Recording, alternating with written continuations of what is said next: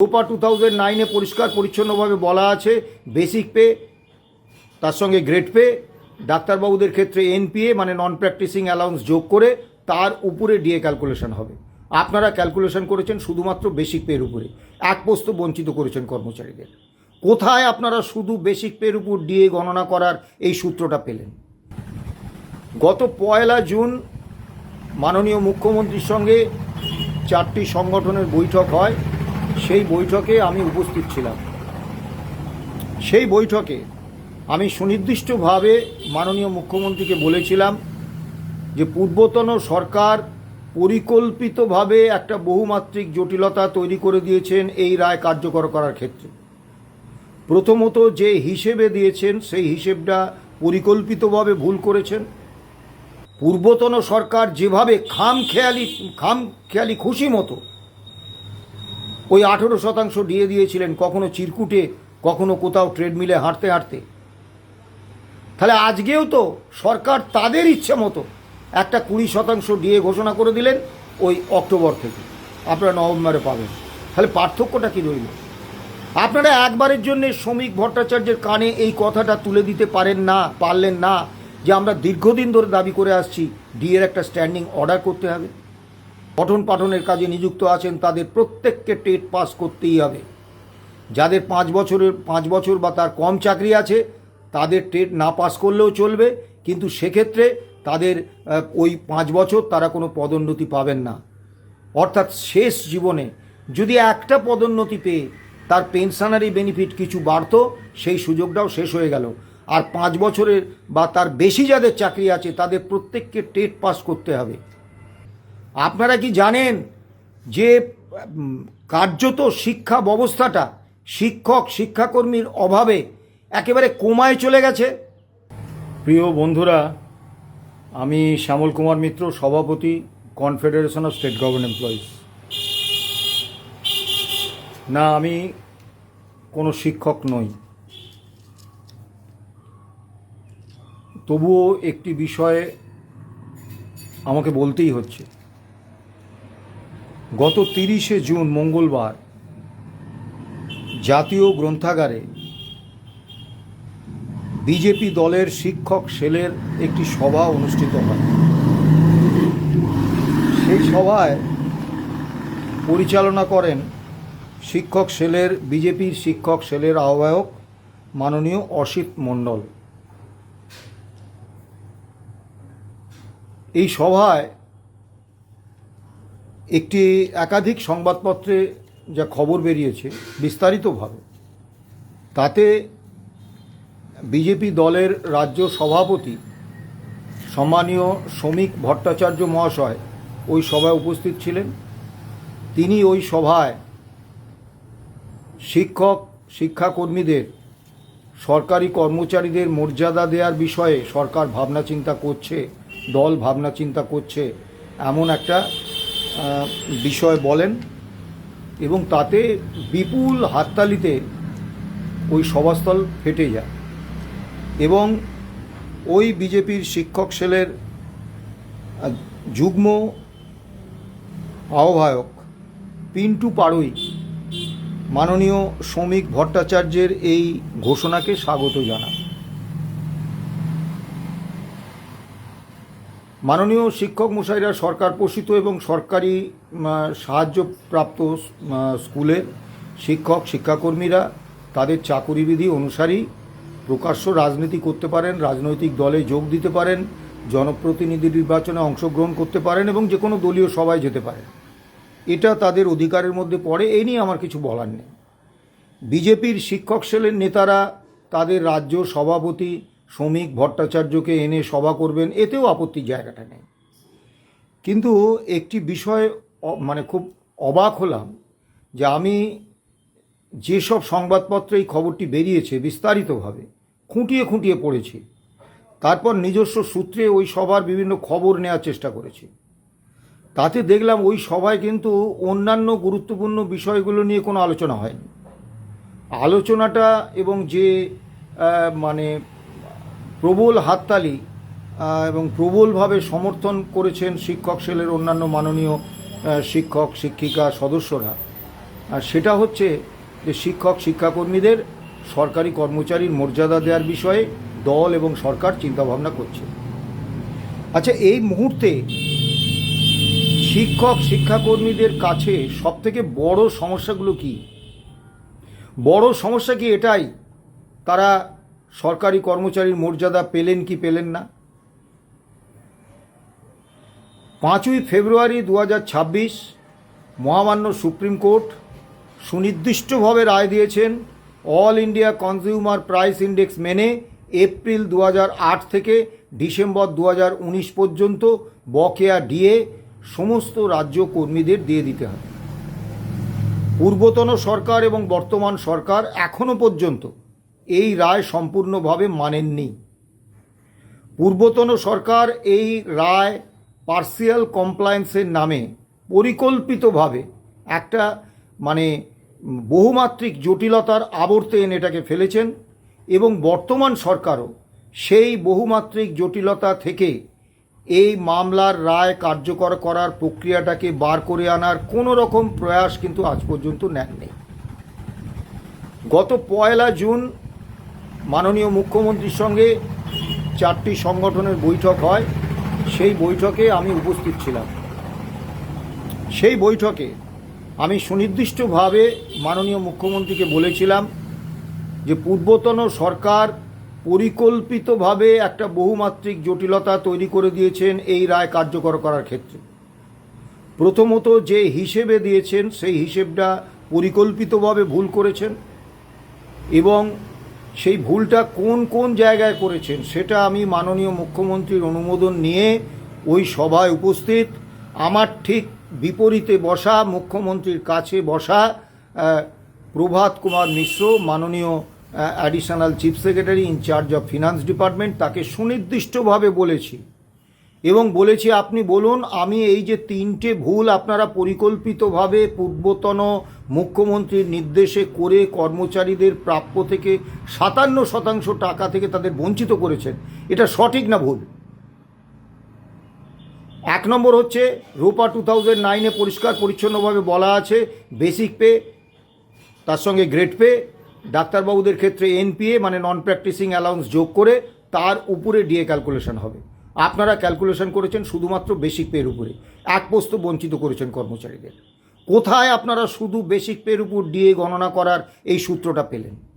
দ্বিতীয়, সকলেই জানে 1982 সালে 100 পয়েন্ট ধরে 1/4/2008-এ all India consumer price index হচ্ছে 536 পয়েন্ট। আপনারা সেটাকে 605 পয়েন্ট করেছেন। এই তথ্যটা আপনারা কোথায় পেয়েছেন? 3 নম্বর হচ্ছে রোপা 2009-এ অত্যন্ত সুনির্দিষ্টভাবে বলা আছে এবং সুপ্রিম কোর্টের রায়ে পরিষ্কারভাবে বলা আছে all India consumer price index মেনেই কিন্তু এপ্রিল 2008 থেকে ডিসেম্বর 2019 পর্যন্ত ডিএ ক্যালকুলেশন করতে হবে।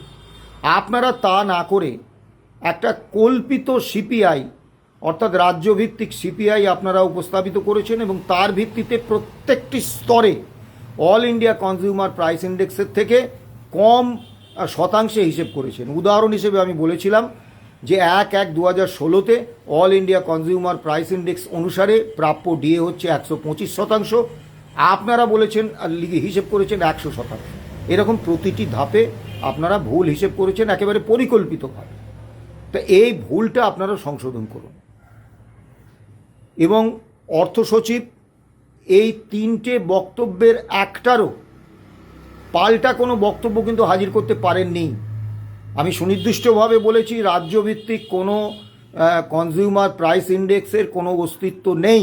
এটা আপনারা আদালতেও স্বীকার করেছেন, সুপ্রিম কোর্টে, হাইকোর্টে, স্যাটে। আজকে কেন সেই কল্পিত সিপিআইকে আনছেন? তিনি কিন্তু কোনো উত্তর দিতে পারেননি। এবং মাননীয় মুখ্যমন্ত্রী তিনি যথেষ্ট বুদ্ধিমান লোক, তিনি এই কথোপকথনে স্পষ্ট বুঝেছিলেন হ্যাঁ পরিকল্পিতভাবে এই হিসেব হয়েছে। আজ পর্যন্ত এই ভুল হিসেব সংশোধন করার কোনো ব্যবস্থা কিন্তু সরকার নেননি, অর্থ দপ্তর করেনি। শুধু তাই নয়, সরকারি কর্মচারীদের মধ্যে যারা যারা পেয়েছেন পেনশনার এবং সরকারি কর্মচারী তাদের দেওয়া হয়েছে 2016 থেকে 2019 পর্যন্ত, তাও ভুল হিসেবে। 8 থেকে 15 পর্যন্ত, এপ্রিল 2008 থেকে 15 পর্যন্ত যে যুক্তি দেখিয়ে দেওয়া হয়নি সেটা একেবারে অসার যুক্তি, অসত্য বক্তব্য। বলা হয়েছে যে ওই সময়ে কর্মচারী এবং পেনশনারদের ডেটা বেস সরকারের কাছে নেই। আমরা সুনির্দিষ্টভাবে বলেছি 15-র আগে কোষা সিস্টেমে বেতন হতো। যদি সরকারের কাছে সেই ডেটাবেস নাও থেকে থাকে, টাটা কনসালটেন্সি সার্ভিসের কাছে সেই ডেটাবেস আছে, আপনারা নিয়ে সেখান থেকে এই 8 থেকে 15 দিতে পারবেন। এবং 16 থেকে তার পরবর্তীকালে 19 পর্যন্ত বেতন হয়েছে এইচআরএমএসে, বেতন পেনশন, সেই তথ্য ফিনান্সে আছে। কাজেই অন্য কারোর জন্য আপনাকে অপেক্ষা করতে হবে না, আপনার কাছেই অর্থ দপ্তরের কাছেই এই ডেটাবেস আছে।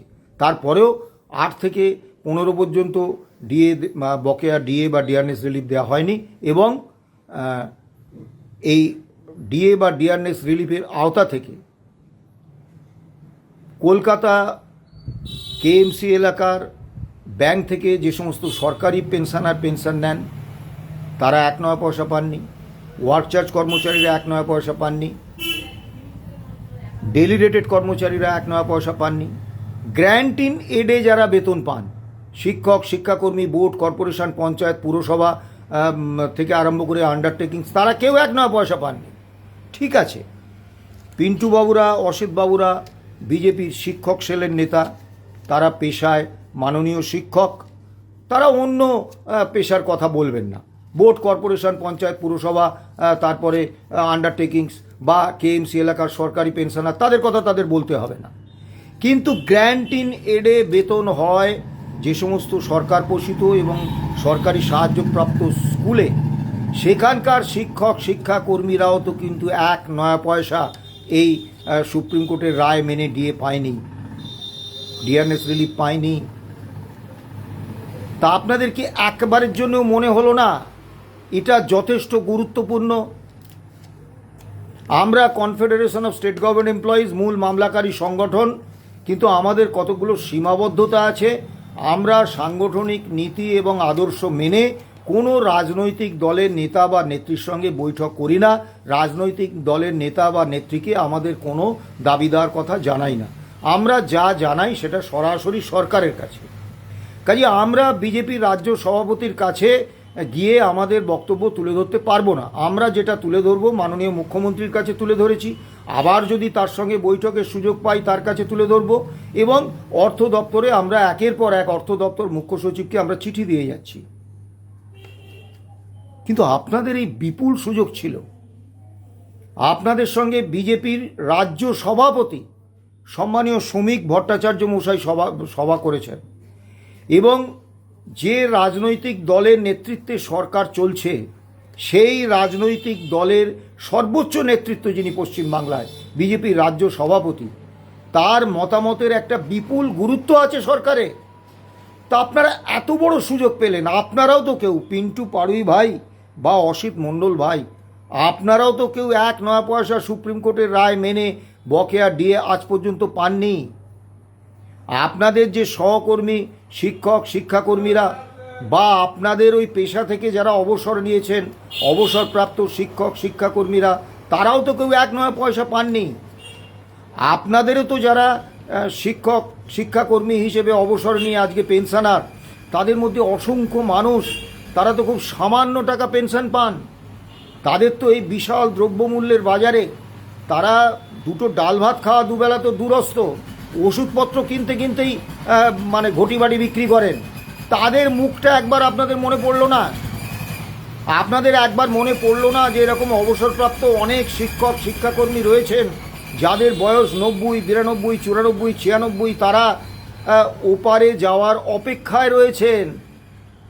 তারা প্রতিদিন অপেক্ষা করছেন, দিন গুনছেন কবে মহামান্য সুপ্রিম কোর্টের রায় মেনে সরকার এই নির্দেশটা কার্যকর করবে এবং তাদের ব্যাংক অ্যাকাউন্টে ওই 8 থেকে 19 ডিএটা বা ডিআরনেস রিলিফটা যাবে। এটা তো তারা দয়া চাইছেন না কারুর থেকে দান চাইছেন না, কারুর থেকে অনুকম্পা চাইছেন না, কোনো পারকুইজিট চাইছেন না, কোনো অনুগ্রহ ভিক্ষা করছেন না। এটা তাদের অধিকার। মহামান্য সুপ্রিম কোর্ট এই অধিকার, তাদের অধিকারের প্রতিষ্ঠা দিয়েছে এবং রোপা 2009-এ পূর্বতন অর্থমন্ত্রী ডক্টর অসীম দাশগুপ্ত এই অধিকার রাজ্য কর্মীদের দিয়ে গিয়েছিলেন, ঠিক আছে ধরে নিলাম। কেএমসি এলাকার যে পেনশনাররা পায়নি, সরকারি পেনশনাররা, আপনাদের মাথা ব্যথা নেই, ভালো কথা। বোর্ড, কর্পোরেশন, পঞ্চায়েত, পুরসভা, তারপরে আন্ডারটেকিংস, এদের ব্যাপারেও আপনাদের কোনো মাথা ব্যথা নেই, মেনে নিলাম। কিন্তু শিক্ষক, শিক্ষাকর্মী এবং অবসরপ্রাপ্ত শিক্ষক, শিক্ষাকর্মী তারাও তো 1 পয়সা পায়নি। তা আপনাদের একবার মনে হলো না?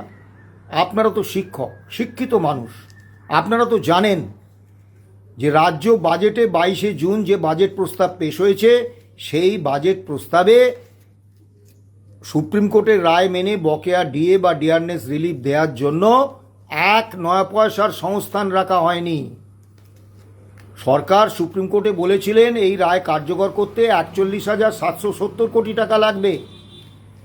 পূর্বতন সরকার খরচ করে গিয়েছিলেন 6,600 কোটি টাকা, মানে এখনো পর্যন্ত 35,170 কোটি টাকা লাগবে সুপ্রিম কোর্টের রায় কার্যকর করে সমস্ত উপভোক্তা যারা, অর্থাৎ সরকারি কর্মচারী, পেনশনার, গ্র্যান্ট ইন এডে বেতন প্রাপক পেনশনার, কর্মচারী, তাদের সকলের দিতে 35,170 কোটি টাকা লাগবে। আপনারা তো শিক্ষক মশাই, শিক্ষিত মানুষ, আপনারা তো জানেন যে বাজেটে সংস্থান না থাকলে মাননীয় মুখ্যমন্ত্রী বা মাননীয় অর্থমন্ত্রী তাদের পকেট থেকে এই 35,170 কোটি টাকা দেবেন না। কাজেই বাজেট প্রস্তাবে কিন্তু এই 35,170 কোটি টাকার কোনো সংস্থান নেই। ফলে যদি নূতনভাবে বাজেট প্রস্তাব পাশ হওয়ার আগে পর্যন্ত সময় আছে, যদি সরকার নূতনভাবে এই টাকার সংস্থান বাজেটে রাখেন, তবেই আপনারা রায় মেনে বকেয়া ডিএ বা ডিয়ারনেস রিলিফ পেতে পারেন। যদি তা না করা হয়, অর্থাৎ এই 35,170 কোটি টাকার যদি সংস্থান রাখা না হয়, তাহলে আগামী 31শে মার্চ 2027, অর্থাৎ এই অর্থবর্ষ 26-27 অর্থবর্ষের শেষ দিন পর্যন্ত সরকার অন্তত আপনাদের ডিয়ারনেস, বকেয়া ডিয়ারনেস রিলিফ বা ডিয়ারনেস অ্যালাউন্স দেওয়ার ব্যাপারে কোনো চিন্তাভাবনা করছেন না। সুপ্রিম কোর্টে কী হবে সেটা ভিন্ন বিষয়, কিন্তু সরকার কোনো চিন্তাভাবনা করছেন না। আপনারা তো এগুলো জানেন। তা আপনাদের তো বিরাট সুযোগ ছিল। আপনারা শ্রমিক ভট্টাচার্যের মতো এরকম একজন সর্বোচ্চ নেতা, বিজেপির সরকার যে দলের, তার সর্বোচ্চ নেতার আপনারা সঙ্গে বৈঠক করেছেন, এই সুযোগটাকে আপনারা কাজে লাগালেন না। আপনারা একবার তার কানে এই বিষয়টা তুলে দিলেন না, বললেন না যে আমরা শিক্ষক, শিক্ষাকর্মীরা এইভাবে বঞ্চিত। 20% ডিএ দেওয়া হয়েছে 31শে অক্টোবর থেকে, পয়লা অক্টোবর থেকে, অর্থাৎ নভেম্বরে পাবেন। একইভাবে আমরা মুখ্যমন্ত্রীকে বলেছিলাম, আমি নিজে বলেছিলাম যে আপনি 42% বকেয়া ডিএ কবে দিলেন, এর থেকেও গুরুত্বপূর্ণ বিষয় হচ্ছে আপনি ডিএটা কিভাবে দিলেন।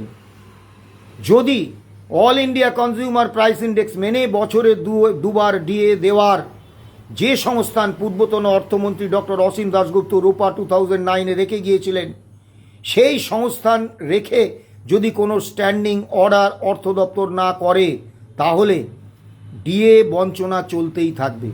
কারণ এই 42% বকেয়া ডিএতেই ডিএ শেষ হয়ে গেল না। প্রতি 6 মাস অন্তর কেন্দ্রীয় এবং অন্যান্য রাজ্য কর্মীরা all India consumer price index মেনে এক কিস্তি করে ডিএ পেয়ে যাবেন। যদি নির্দিষ্ট অর্ডার না থাকে, স্ট্যান্ডিং অর্ডার না থাকে, আপনার সদিচ্ছার উপর নির্ভর করে, তাহলে কিন্তু কি হতে পারে তার সর্বনাশা ফল আমরা গত 15 বছরে দেখেছি। কিন্তু সেই স্ট্যান্ডিং অর্ডার করা হয়নি। শুধু তাই নয়, এই পয়লা অক্টোবর এবং 20% কে ঠিক করে দিলেন? কোনো ফর্মুলা অনুসারে নয়, মাননীয় মুখ্যমন্ত্রী বা মাননীয় অর্থমন্ত্রী তাদের সদিচ্ছা থেকে। এখন এই সদিচ্ছার আয়ুষ্কালটা বড় সীমিত হয়, আমরা দীর্ঘদিনের অভিজ্ঞতায় দেখেছি।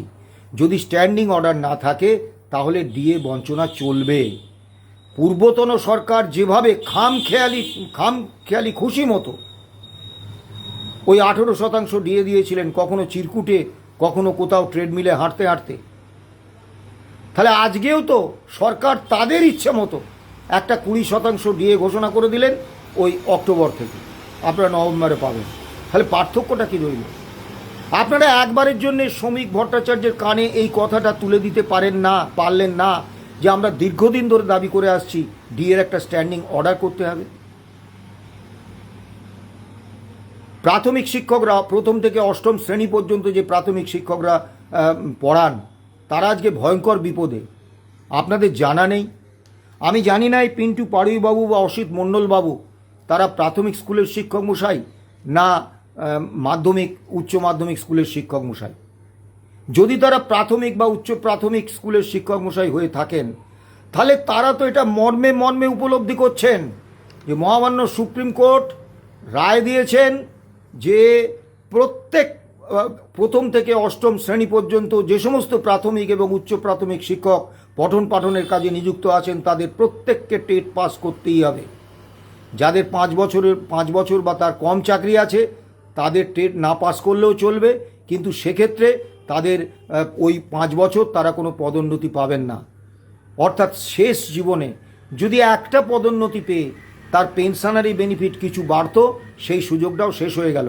আর 5 বছরের বা তার বেশি যাদের চাকরি আছে তাদের প্রত্যেককে টেট পাস করতে হবে।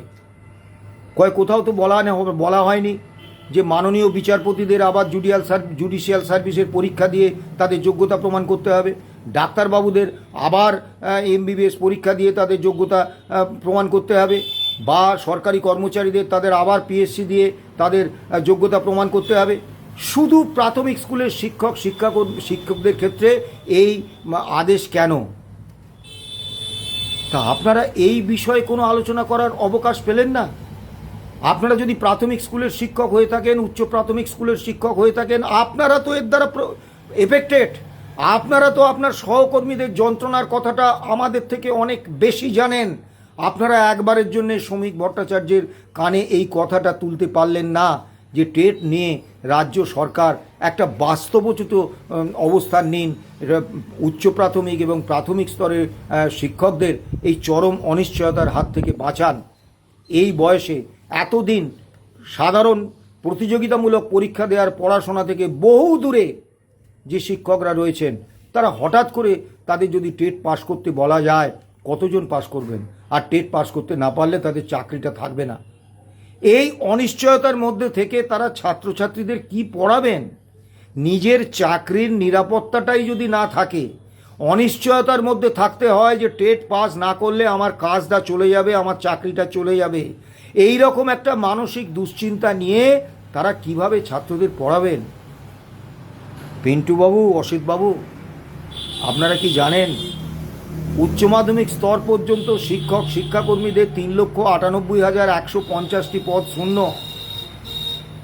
উচ্চ মাধ্যমিক পরবর্তী স্তরে অনুমোদিত পদের 60 থেকে 70% পদ শূন্য। রাজ্যে গত 15 বছরে 15,000 স্কুল বন্ধ হয়ে গেছে। 5,000 এমন স্কুল রয়েছে যেখানে পড়ুয়া 30 জনেরও কম। সেই স্কুলগুলো সরকার বন্ধ করে দেবেন। নতুন সরকার 61টা আইটিআইকে বেসরকারি হাতে তুলে দিচ্ছেন, সরকারি আইটিআই। আপনারা জানেন এগুলো? আপনারা কি জানেন যে কার্যত শিক্ষা ব্যবস্থাটা শিক্ষাকর্মীর অভাবে একেবারে কোমায় চলে গেছে? এই অবস্থা থেকে শিক্ষাক্ষেত্রকে বার করে আনতে হবে। এগুলোর সম্পর্কে মাননীয় শ্রমিক ভট্টাচার্য মহাশয়কে অবগত করানোর একটা দায়িত্ব, একটা দায় আপনাদের ছিল না? আমি জানি না আপনারা কি ভেবে এই সমস্ত বিষয়গুলো তুললেন না। আপনাদের কি এই সুপ্রিম কোর্টের রায় মেনে 8 থেকে 19 পর্যন্ত বকেয়া ডিএ বা ডিয়ারনেস রিলিফ পাওয়ার কোনো প্রয়োজন নেই? যদি আপনাদের প্রয়োজন না থেকে থাকে, শিক্ষাকর্মী সমাজের তো আছে। আপনারা যখন এত বড় সুযোগটা পেলেন, এই সুযোগটা আপনারা কাজে লাগালেন না। বড় অবাক লাগছে। বক্তব্য দীর্ঘায়িত করব না। আগামী 22শে জুলাই মহামান্য সুপ্রিম কোর্টে মামলা আছে। আমি জানি না সেদিন মামলার কোনো হিয়ারিং হবে কি না, বা আবার একটা তারিখ পড়বে কি না, হিয়ারিং হলে তার ফল কি হবে। কিন্তু একটা জিনিস বুঝতে পারছি যে পূর্বতন সরকারের মতো এই সরকারও কিন্তু গ্র্যান্ট ইন এড হেডে যারা বেতন পেনশন পান তাদেরকে সুপ্রিম কোর্টের রায় কার্যকর করার ব্যাপারে কোনো রকম সদিচ্ছা বা উদ্যোগ তাদের নেই। যদি থাকতো তারা বাজেটে ওই 35,170 কোটি টাকার সংস্থান রাখতেন। তারা চূড়ান্ত অনিশ্চয়তার মধ্যে আছেন। আমি জানি না, যদিও সুপ্রিম কোর্টের রায় অনুসারে তাদের এই বকেয়া পাওয়ার আইনি অধিকার রয়েছে, কারণ যে রোপা 2009-এর উপর আমরা মামলা করেছিলাম সেই রোপা 2009-এর 25 নম্বর পাতায় সুনির্দিষ্টভাবে বলা আছে রাজ্য সরকারি কর্মচারী এবং পেনশনাররা ঠিক যেভাবে যে শতাংশে যেদিন থেকে ডিএ বা ডিআরএস রিলিফ পাবেন সেই একই দিন থেকে একই হারে গ্র্যান্ট ইন হেডে যারা বেতন পান, শিক্ষক, শিক্ষাকর্মী, বোর্ড, কর্পোরেশন, পঞ্চায়েত, পুরসভা, আন্ডারটেকিংস, তারাও পাবেন। আবার মহামান্য সুপ্রিম কোর্টে সরকার যখন 41,770 কোটি টাকার হিসেব দাখিল করেছিলেন, সেখানে কিন্তু তারা রাজ্য সরকারি কর্মচারী এবং পেনশনার এবং গ্র্যান্ট ইন এইড হেডে কর্মরত যে সমস্ত পেনশনার বা কর্মচারী, তাদের কথাটা, তাদের জন্য খরচটাও আলাদাভাবে লিখেছিলেন। অর্থাৎ সুপ্রিম কোর্টে রাজ্য সরকার ইতিমধ্যেই স্বীকার করে নিয়েছেন যে এই ডিএ মামলার রায়ের অন্যতম উপভোক্তা হচ্ছে গ্র্যান্ট ইন এড হেডে যারা বেতন পেনশন পান, অর্থাৎ বোর্ড, কর্পোরেশন, পঞ্চায়েত, পুরসভার শিক্ষক, শিক্ষাকর্মী ইত্যাদি। এবং রাজ্য সরকার, বর্তমান রাজ্য সরকার যে 20% ডিএর ঘোষণা করেছেন, সেটাও কিন্তু ওই থেকে শিক্ষক, শিক্ষাকর্মী, বোর্ড, কর্পোরেশন, পঞ্চায়েত, পুরসভা সকলের জন্য। কাজেই এইটা কিন্তু শিক্ষক, শিক্ষাকর্মীদের কেউ দয়া করছে না, এটা তাদের অধিকার। তো এই অধিকারটা প্রতিষ্ঠা করছেন না সরকার।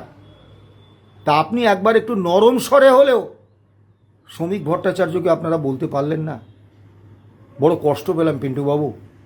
আপনাকে আমি ব্যক্তিগতভাবে চিনি, আপনার যদি স্মৃতিতে থাকে সুপ্রিম কোর্টে একাধিকবার আপনার সঙ্গে দেখা হয়েছে, বোধহয় আপনার সঙ্গে একাধিক ছবিও আমার আছে।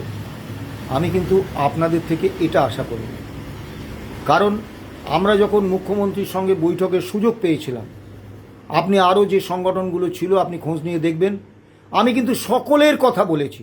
সেই পঞ্চায়েতে 600 টাকা বেতনের যে ট্যাক্স কালেক্টর, তার কথা যেমন বলেছি, মিড ডে মিল ওয়ার্কারের কথা যেমন বলেছি, জীবিকা সেবকরা 9 বছর ধরে বেতন পাচ্ছে না তাদের কথা যেমন বলেছি, বিভিন্ন পুরসভায় চুক্তিভিত্তিক কর্মীরা দীর্ঘদিন ধরে বেতন পাচ্ছেন না তাদের কথা যেমন বলেছি, বহু পুরসভায় রিটায়ারমেন্টের পরে রিটায়ারমেন্ট বেনিফিট তারা পাচ্ছেন না তাদের কথা যেমন বলেছি, ঠিক তেমনি একইভাবে গুরুত্ব দিয়ে গ্র্যান্ট ইন এইড হেডে যারা বেতন পান, বোর্ড, কর্পোরেশন, পঞ্চায়েত, পুরসভার শিক্ষক, শিক্ষাকর্মী, তাদের এই যে সুপ্রিম কোর্টের রায় মেনে ডিএ বা ডিআরএস রিলিফ তারা পাননি, তাদের দেওয়ার ব্যবস্থাটা ত্বরান্বিত করার আবেদনও কিন্তু আমি মুখ্যমন্ত্রীর কাছে রেখেছি। তা আমার তো এই সুযোগ নেই, কারণ আমার সংগঠন আমাকে কোনো রাজনৈতিক দলের নেতা বা নেত্রীর সঙ্গে কর্মচারীদের কোনো বিষয় নিয়ে আলোচনা করার কোনো অধিকার দেয়নি। কিন্তু আপনাদের তো এই বিরাট সুযোগটা ছিল। এরপরে আসি যে শিক্ষক, শিক্ষাকর্মীদের সরকারি কর্মচারীর মর্যাদা দেওয়া। যেসব শিক্ষক, শিক্ষাকর্মী সরকারি স্কুল, কলেজে পড়ান তারা সরকারি কর্মচারী, বাকি যারা সরকার পোষিত এবং সরকারি সাহায্যপ্রাপ্ত স্কুলের শিক্ষক, শিক্ষাকর্মী তারা সরকারি কর্মচারী নন। তাদের সরকারি কর্মচারীদের করে দেওয়ার প্রস্তাবে আপনারা দুহাত তুলে আশীর্বাদ করেছেন, হর্ষধ্বনি করেছেন এবং হাততালি দিয়েছেন, স্রোতস্বাহী প্রস্তাবকে সমর্থন করেছেন। আমি জানি না বিজেপির শিক্ষা সেল পশ্চিমবাংলায় যে অসংখ্য শিক্ষক, শিক্ষাকর্মী রয়েছেন তাদের কতজনের প্রতিনিধিত্ব করেন আমি জানি না। আপনারা কি এই প্রস্তাবের সমর্থনটা শিক্ষক সমাজের সঙ্গে আলোচনা করে দিয়েছেন? সরকারি কর্মচারীর মর্যাদা তো নেবেন।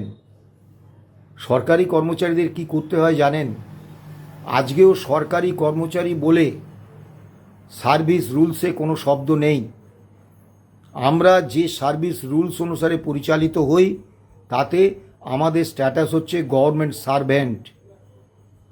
আমাদের 24 ঘন্টা সরকারের দাসত্ব করতে আমরা মানে দায়বদ্ধ, না বলতে পারবো না। এমনকি আমাদের বাড়িতে কোনো আত্মীয় পরিজন অসুস্থ হলে, মৃত্যু হলে সরকার যদি আমাদের ছুটি না দেন, আমাদের কিছু করার নেই। এবং WBSR অনুসারে আমাদের পরিচালিত হতে হয়। আমরা কোনো রাজনৈতিক বিষয়ে, কোনো সরকারের সমালোচনামূলক বিষয়ে কোনো কথা বলতে পারি না। আমরা কোনো রাজনৈতিক দলের সদস্য হতে পারি না, জনপ্রতিনিধি নির্বাচনে অংশগ্রহণ করতে পারি না, কোনো রাজনৈতিক দলের সভায় সমিতিতে যেতে পারি না। এগুলো করলে আমাদের চাকরি যাবে। তা আপনারা কি শিক্ষক সমাজের সঙ্গে কথা বলে নিয়েছিলেন যে তারা নিজেরা সরকারি কর্মচারীর মর্যাদা নিয়ে এই যে একটা বেড়ি, এই যে নিয়মের বেড়িতে নিজের গণতান্ত্রিক এবং ট্রেড ইউনিয়ন আর রাজনৈতিক অধিকারটাকে বলি দেওয়া, এটাকে তারা কতটা মানে সমর্থন করবেন? স্বাধীনতাহীনতায় কে বাঁচিতে চায় হে, কে বাঁচিতে চায়। প্রত্যেকেই তার স্বাধীনতাটাকে সব থেকে বেশি গুরুত্ব দেয়। কাজী পিন্টুবাবু আর ওই অসিতবাবু, আপনাদের প্রতি পূর্ণ সম্মান রেখেই বলছি, আপনারা শিক্ষক সমাজে বিস্তারিতভাবে আলোচনা করুন। কারণ আপনারা সরকারি কর্মীর মর্যাদা না পেলেও যে ট্রেড ইউনিয়ন, গণতান্ত্রিক এবং রাজনৈতিক অধিকার আপনারা ভোগ করেন, সেটা কিন্তু কম বিষয় নয়।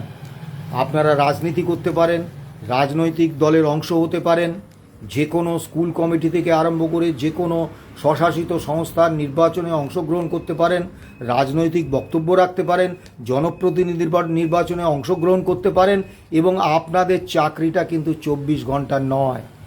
আপনারা কিন্তু 24 ঘন্টার জন্য সরকারের কৃতদাসত্ব করতে আপনারা বাধ্য নন আপনাদের সার্ভিস রুলস অনুসারে।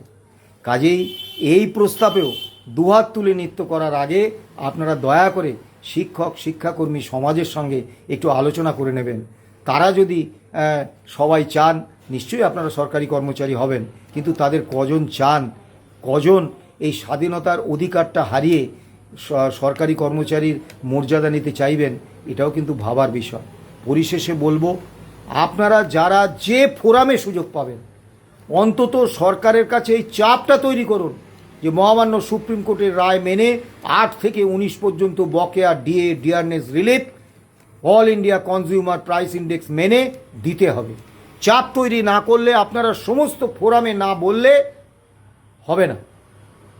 পিন্টুবাবুরা এত বড় একটা ফোরাম নষ্ট করেছেন। আমি আশা করব আগামী দিনে এই রকম সুযোগ পেলে আপনারা সেই সুযোগের পূর্ণ সদ্ব্যবহার করবেন। কর্মচারী ঐক্য জিন্দাবাদ। ভালো থাকবেন, সুস্থ থাকবেন।